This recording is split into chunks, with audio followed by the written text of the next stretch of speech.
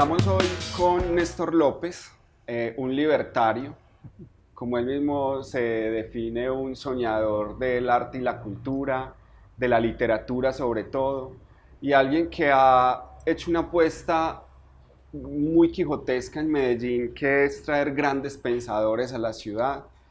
Siempre sus comentarios han generado muchas reacciones de mucho tipo, pero siempre con la sensatez de luchar y definir lo importante de tener una ciudad diversa. Néstor, ¿cómo estás? Gracias Álvaro por invitarme. Bien, bien, aquí estamos saliendo como el anonimato. Sí, un poco, casi nunca vemos a Néstor en escenarios de entrevista o muy públicos, siempre en ese lugar del Ateneo. Néstor, vos desde muy joven en el colegio arrancaste como a esa idea de ser anarquista, libertario, de hablar. ¿Cómo fue ese momento en ese colegio San José, que era meterse en la vaca loca de crear un periódico, de estar ahí? Sí, o sea, tuve la fortuna, digamos, de que a mediados de los 80, en el 84, en el colegio se planteó la idea de promover el que los niños, éramos unos niños, estuviéramos en el mundo del periodismo escolar, en el periódico del colegio, que se llama, aún existe, Avancemos. Y de alguna manera yo sentí que conscientemente que ese era un camino posible, que a pesar de pues siendo uno tan tímido en el colegio, siendo uno más, ese mundo del periodismo podría ser un mundo muy interesante, del periodismo deportivo inicialmente, porque yo amaba el fútbol, pero sabía que no tenía cómo estar en ese mundo. Entonces dije, no, pues voy a ser el periodista deportivo del colegio y me metí al periódico con ese propósito. Y bueno, de eso acá, en 1984, acá han pasado 34 años, ¿no? ¿Cómo era ser el periodista deportivo en Medellín, hincha del América? Para acabar de Claro, hablar. digamos que tú dices que soy un libertario y uno dice, soy un anarquista porque cuando todo el mundo era hincha de Nacional, yo decidí ser hincha de América. Pues eso es típico, es siempre llevando la corriente. La contraria ahí.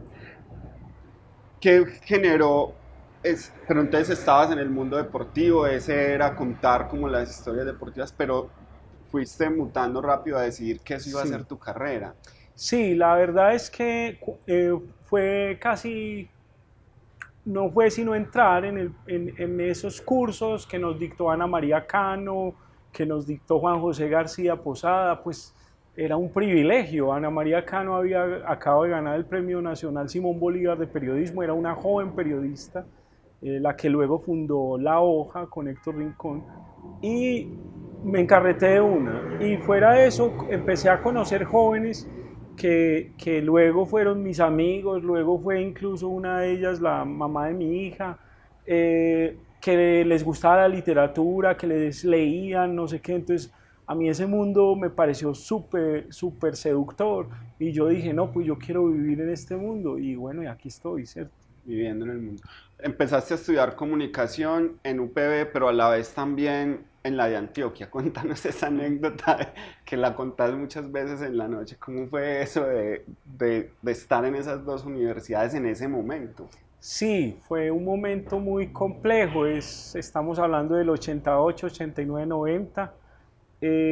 Yo empecé a estudiar comunicación efectivamente en Bolivariana y ya en el 89, pues, no sé, quería como vivir la experiencia de estar en la Universidad de Antioquia, pues me parecía como muy, muy interesante, pues, y bueno, me presenté a Derecho, pasé, la verdad no fue sino que entrar a la Facultad de Derecho y saber que yo no era para eso, que a mí lo que me gustaba era las ciencias políticas, la filosofía o esas cosas, pero lo que sí viví fue la vida universitaria de la Universidad de Antioquia, y yo en vez de irme para las clases de Derecho me iba para la biblioteca, y ahí conocí mucha dinámica también de la universidad. Me tocó vivir pues todos estos momentos tan críticos de ese momento de la violencia, de la muerte de Pizarro, de Galán, de Bernardo Jaramillo Osa. A los tres los vi en la universidad, pues a Pizarro y a Bernardo Jaramillo. Y bueno, viví mucho eso y eso fue también muy especial, digamos. Hay un momento muy importante en esa época de la que a veces no hablamos con seriedad y es qué era la música para la música y la literatura en ese momento de Medellín, que vos estabas joven, estuviste muy cerca de esos movimientos literarios y musicales. ¿Cómo Néstor vivió ese momento? Sí, yo creo que la ciudad era una ciudad que hervía a cultura y a arte en todos los aspectos. O sea, desde las artes visuales, desde la literatura, desde la música, desde el teatro. Siento que hemos sido injustos cuando creemos que la ciudad solamente era la ciudad, dijéramos, teatral o algo así. Yo me acuerdo de las revistas, del movimiento de revistas literarias en el cual yo estuve haciendo parte. Me acuerdo de los grupos de rock que le gritaban a la ciudad. Me acuerdo también de los artistas visuales que hacían intervenciones tratándole de decir cosas a la ciudad. Y todo eso hizo, pues dijéramos, como una especie de foco de resistencia, de esperanza, de creer que la ciudad se podía salvar hasta llegar a un punto en el que en el 91 se escribe un texto muy importante que se llamó El Medellín que yo quiero, y que eso también detonó muchas otras cosas. Entonces ya no eran solamente artistas, sino que ya también estaban sociólogos, gente del mundo de las nacientes ONGs como Región, como Surgir, como dijéramos Penca de Ávila, ¿cierto? Toda esa gente que era como un foco de esperanza de la ciudad, que es el resultado de toda esa efervescencia también de los movimientos estudiantiles de los 80, y que en Medellín luego toda esa gente cambió la ciudad, ¿cierto? Entonces a veces en el mundo de la cultura nos quedamos mucho es que en unos grupos que abrieron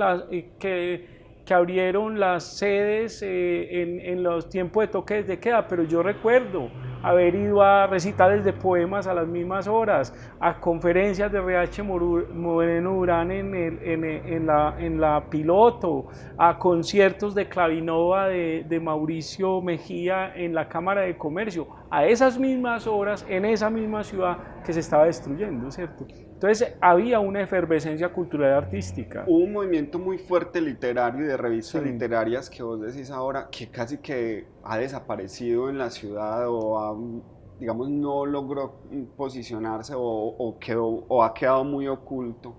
¿Vos qué recordás de contarnos? Porque es importante como en esto también entender y darle reconocimiento a eso. ¿Cuáles de esas revistas literarias aún siguen hoy? ¿Cuáles totalmente desaparecidas? Lo que pasa es que, digamos que a veces la historia no la cuentan no solamente los vencedores, sino los que sobrevivieron, ¿cierto? Yo recuerdo, por ejemplo, la revista El Otro, que no era solamente de literatura, sino de pensamiento en general, dirigida por León Zuleta. A León Zuleta lo asesinan en los 90, ¿cierto? Entonces ahí se truncó un poco ahí eso.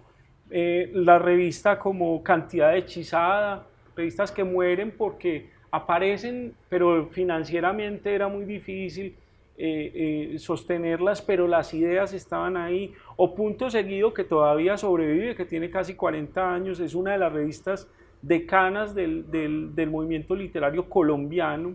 La revista Prometeo, que hace nacer el Festival Internacional de Poesía, la revista Susurros, la revista Interregno, la revista Babel. Muchas de estas revistas incluso todavía existen. Lo que pasa es que están en una ciudad que es la ciudad que no vemos, en una ciudad que construye, dijéramos, un movimiento cultural todavía muy poderoso, pero que nosotros simplemente ellos no van a pedirle cita a la Secretaría de Cultura, y si no se las dan o si no los apoyan, pues entonces ellos siguen en su mundo, dijéramos, misántropo y todo, y es la ciudad en la que se los pierde, ¿cierto? Pero todo ese movimiento que nació ahí, algunos se transformó por ejemplo con el Festival de Poesía o con Interregno, que luego generan un movimiento editorial, que generan una discusión, no es que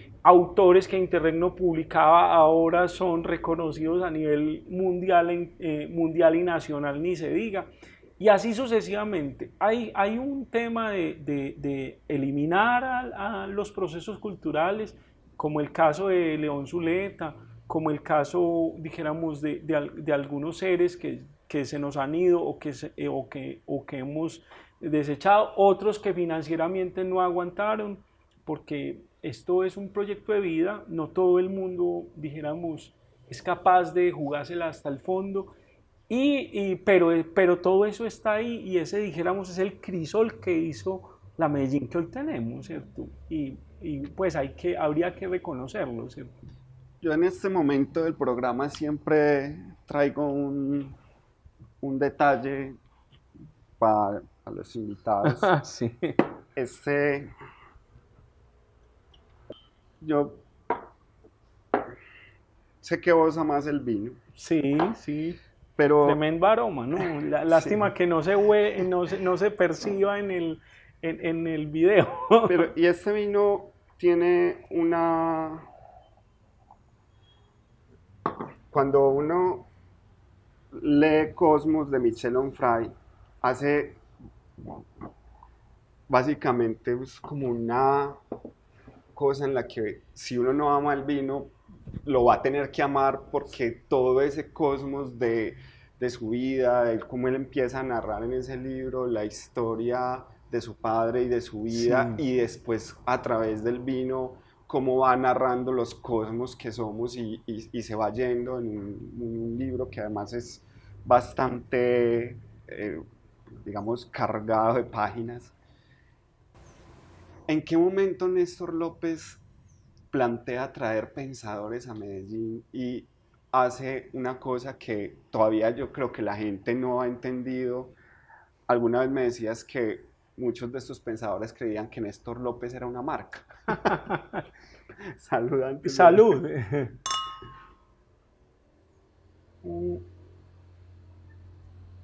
O sea, no sé, yo pienso que un poco uno es heredero de esa ciudad que en algún momento a mí no me tocó.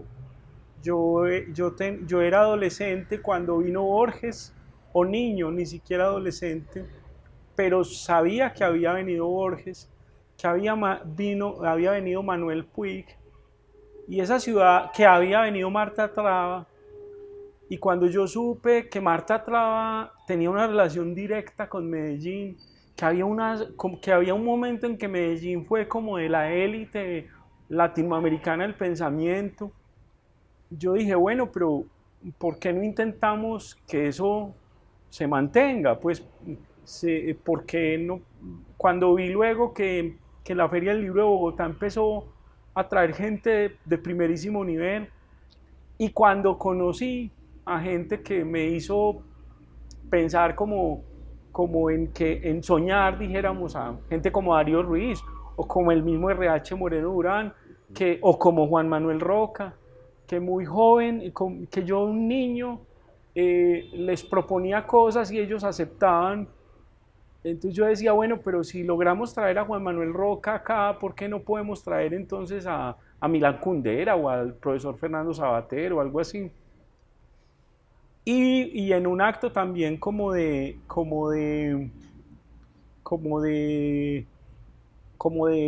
egoísmo. Yo había leído a unos autores como al profesor Sabater con devoción, había leído toda su obra, y entonces luego dice, pues hombre, me encantaría conocerlo, y bueno, ahí como se conjugaron cosas, cuando a uno le decían, bueno, ponga los sueños en la mesa, Entonces, literalmente en un septiembre del 96, yo llegué poniendo mis sueños en la mesa, en una mesa de planeación del Ateneo que ya había nacido, motivado por Héctor Quirama, que dijimos, la única manera de salvar a la Corporación Ateneo que apenas estaba naciendo, era que, bueno, hagamos proyectos contundentes, fuertes, y yo dije, bueno, yo quiero poner estos sueños, traigamos a un filósofo a Medellín, y ahí nació, dijéramos eso, ¿cierto? Como que primero ese deseo de conocer al que uno ya había leído, como, oh, qué bueno conocer a esos seres y que nos pusieran en otro nivel. Sabater fue el primer El primer. pensador que trae Ateneo y Néstor López a Sí, Medellín y aparece una amistad increíble con Fernando sí. Sabater. ¿Qué ha sido esa amistad durante todos estos años? El profesor es para nosotros pues un referente, es un amigo, es un papá intelectual en muchos aspectos y también es como ese gran padrino que hace que le ayuda a uno a decirle a otros que, hombre, vengan, vaya a Medellín, esa gente es seria, esa gente es apasionada. Eh, Nosotros luego, con el tiempo, realmente titulamos lo que hemos hecho. Alguna vez un gran amigo, que es Alberto Sierra, nos dijo que lo que hacíamos era desde los afectos y titulaba, hablando de un festival que hacemos, el Festival de los Afectos, y resulta que no es solo el festival en Ateneo que lo hacemos desde los afectos, sino todo lo que hacemos es desde los afectos, desde la pasión. Por eso nosotros no tenemos un listado de filósofos a quien traer, sino un listado de lecturas, de vasos comunicantes, de pasiones que tenemos comunes, y cuando hablamos con ellos para invitarlos, les hablamos de su obra, de su proceso, no sé qué, porque el proceso que queremos que tengan con nosotros es el proceso que ya nosotros hemos tenido con ellos, estudiándolos, queriéndolos, amando sus ideas, ¿no? Yo creo que es muy importante que hagamos en este momento, yo casi nunca lo hago y no lo hacemos, Sí. pero una lista de esos pensadores que has traído a Medellín. Bueno, pues se dicen muy rápido, pero son realmente seres muy especiales. O sea, el primero fue el profesor Fernando Sabater, ha venido 5 veces invitado por nosotros a la ciudad. La segunda persona de esos grandes pensadores, digamos internacionales, es la profesora Victoria Camps, que vino 2 veces. El tercer pensador fue el profesor Gianni Bátimo. El cuarto fue Mario Vargas Llosa. El, el otro fue Gil Lipovetsky, que lo trajimos en el 2002 y 2003. También tuvimos al profesor Néstor García Canclini, a Alan Touraine, a Vicente Verdú, a Manuel Cuadrado, que es una persona muy importante en el mundo de la gestión cultural, al profesor y nacionales, dijéramos, pues tuvimos al maestro Carlos Gaviria Díaz en el 97 con el profesor Sabater, tuvimos también a Antanas Mocus cuando acaba de ser alcalde de Bogotá, tuvimos a Jean-Paul Margot, a Fernando Cruz Cronfi, a RH Moreno Urán, al propio Darío Ruiz Gómez, a Juan Gustavo Coborda, a la profesora Beatriz Restrepo, pues a estos grandes intelectuales, y en los últimos años pues al profesor Michel Onfray y al profesor Manuel Castells. Ese es como un poco el panorama de... Es un montón de pensamiento, es Sí, decir, es un montón de pensamiento de punta en lo que es la sociología, la filosofía, el estudio de la ciudad, del mundo y de Colombia. Pero no solamente eso ha hecho Néstor, esa pasión por el rock ha hecho que apoye bandas como Ira, como Frankie ha muerto, que incluso sean sus amigos, que haya apostado y perdido y ganado a la vez con grupos de teatro de la ciudad. ¿Por qué insistir en eso? yo pienso que o sea, primero es un gran privilegio uno conocer a estos artistas. O sea, uno poder estar cerca de esos artistas que tienen una mirada crítica de la vida, de la ciudad, de lo que somos nosotros mismos, eso es un gran privilegio, eso es muy enriquecedor, ¿cierto? Y segundo, yo creo que, digamos ahí generacionalmente, el rock es demasiado importante. Es decir, muchas personas dejaron de escribir poesía, literatura, ensayos y lo expresan a través de canciones, a través de obras de teatro, a través de novelas, o sea, cosas fantásticas. Y pues dijéramos, yo me crié en ese mundo, en donde iba a una conferencia a la biblioteca piloto, pero también iba a un concierto a la Universidad de Antioquia, pero también leía una revista o veía una exposición. Entonces, yo siento que en cualquier parte vos encontrás un relato de vida muy interesante y yo siento que, por ejemplo, el rock es clave para entender esta ciudad en los últimos 30 años. Y bueno, pues como me gusta también, entonces digo, bueno, entonces si me gusta, pues gestionemos por ahí lo que se pueda y creo que eso también es como generacional, ¿cierto? Entonces es como una apuesta generacional también. Hay, hay en Néstor una configuración de anarquista, libertario, soñador, pero también de un ciudadano responsable. Es decir, vos has participado y participas en muchos espacios de ciudad. Hoy estamos hablando de todo el proceso del centro, los consejos de cultura, muy cerca siempre de la literatura, de las asociaciones. Eso es como un anarquista con mucha responsabilidad, porque es eso, ¿por qué estar en esos espacios para Néstor López? ¿Qué es lo que dice ahí? ¿Qué es lo que hay que decir en tantos espacios de participación? Pienso que una ciudad, una sociedad, la vida de uno la puede cambiar uno. Uno puede cambiar la vida de uno. Y es relativamente sencillo, pero cuando uno se mete en la ciudad o en la sociedad, eso no puede uno cambiarla solo. Entonces hay que estar ahí, ¿cierto?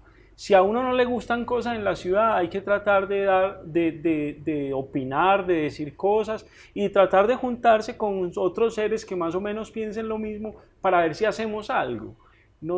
Amamos esta ciudad, pero nos incomoda mucho esta ciudad también en algunas cosas, en sus comportamientos, en la forma en cómo desarrolla sus procesos culturales, sociales, económicos.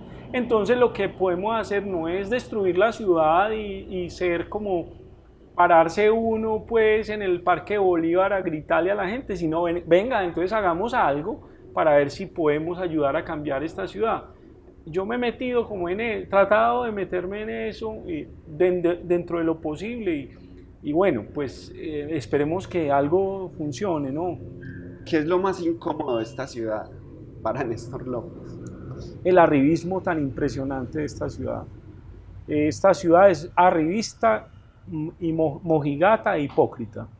Y eso es muy grave. O sea, me aburre mucho los posudos, me aburren mucho los que se apropian de procesos culturales y sociales como plataformas para otros intereses. Eso no lo soporto. ¿Y qué ama de esta ciudad? Porque además Néstor no es de Medellín. Se crió Sí, aquí, se exacto. formó aquí. No, yo de Medellín amo que también es posible ser diferente en Medellín, ¿cierto? Que me haya hecho extraño, que me haya educado, eh, que me haya permitido encontrar, me encanta que hubiera existido la biblioteca de Confenalco en ese momento de una ciudad difícil, una ciudad casi que se dejaba seducir por la muerte y que Gloria y su equipo hayan hecho de esa biblioteca una ventana al mundo, a lo mejor del mundo. Me encantan esos escritores que le gritan a esta ciudad, esos artistas que le dicen la verdad a esta ciudad. a pesar de todo y a costa de sí mismo, de su propia tranquilidad del olvido, ¿cierto? Me encanta también esos maestros que nos regalaron su ser, desde Manuel Mejía Vallejo, a quien tuve el privilegio de conocer, a quien tuve el privilegio de sentarme con él a conversar como estamos acá, con esa generosidad que tenía, a Darío, a Juan Manuel Roca, todos esos seres que sin ningún problema nos entregaban su ser y sus pasiones, sus poemas, su inteligencia, y que sembraron en nosotros esto que somos, ¿cierto? Entonces, digamos que hay una ciudad muy vital, una ciudad viva, una ciudad fuerte, una ciudad pujante, ¿sí? Pujante hacia ser más allá de lo que nos dicen otros. Eso también me encanta. Medellín es muy especial. Una última pregunta para cerrar ya esta conversación y es, Néstor López, en toda esa experiencia de vida, en todo ese diálogo, en todos esos sueños que ha puesto de traer gente a Medellín, ¿qué cree cuál debe ser ese paso que Medellín cultural dé para realmente posicionarse en el mundo? Yo creo que Medellín tiene que romper el techo de cristal. Medellín, si no rompe el techo de cristal, y si para hacer y si para que en Medellín los grandes artistas todos tengan que ser muy bien conectados y tener, dijéramos, como el permiso de unas élites que son valiosas y todo, que de alguna manera parecen ser los que dan la patente de quién es o no artista en Medellín, quién es o no un intelectual en Medellín. Si rompe ese parroquialismo tan poderoso que tiene Medellín, yo creo que vamos a poder dejar ver a unos seres súper luminosos, artistas de todas las áreas en el mundo. Porque aquí traemos a grandes intelectuales y todo, pero nos ocupamos mucho de tapar a los que realmente ellos necesitan ver. Y eso es un pecado impresionante. O sea, yo lo veo en el mundo de las artes y de la cultura, y es que la mejor gente de Medellín no es la que elevamos y visibilizamos. Y eso es muy delicado. Es como que la ciudad está despilfarrando su capital estético, artístico y cultural. Medellín no puede seguir haciendo eso. Si Medellín quita ese velo, rompe ese techo de cristal, sea como sea a través de un acto de generosidad de las élites, o sea a través de la generación de rizomas que estos artistas desarrollen para hacerse ver en el mundo y para hacerse ver en la propia ciudad, porque incluso no los vemos en la propia ciudad, no los visibilizamos en la propia ciudad. Yo creo que Medellín tiene muchas posibilidades de ser no solamente ese milagro arquitectónico y de marketing de público que se tiene, sino una ciudad que culturalmente y artísticamente le siga diciendo cosas al mundo, porque ya se las ha dicho. Néstor, muchas gracias. Gracias, Salud por Álvaro, esta gracias. conversación. Hemos tenido muchas en muchos momentos. En Deambulantes siempre vamos a agradecer porque a ese proceso de gestión que vos hiciste, a ese apoyo que le has dado a este proyecto, hemos logrado estar hoy aquí 14 años después conversando. Muchas gracias. Muchas gracias, Álvaro, y gracias a todos. Néstor López, un soñador que ha hecho que grandes pensadores del mundo hayan visto a Medellín desde muchas perspectivas. Nos vemos en un próximo programa de Deambulando por la creación, el arte y la cultura de Medellín, siempre con los soñadores independientes de esta ciudad.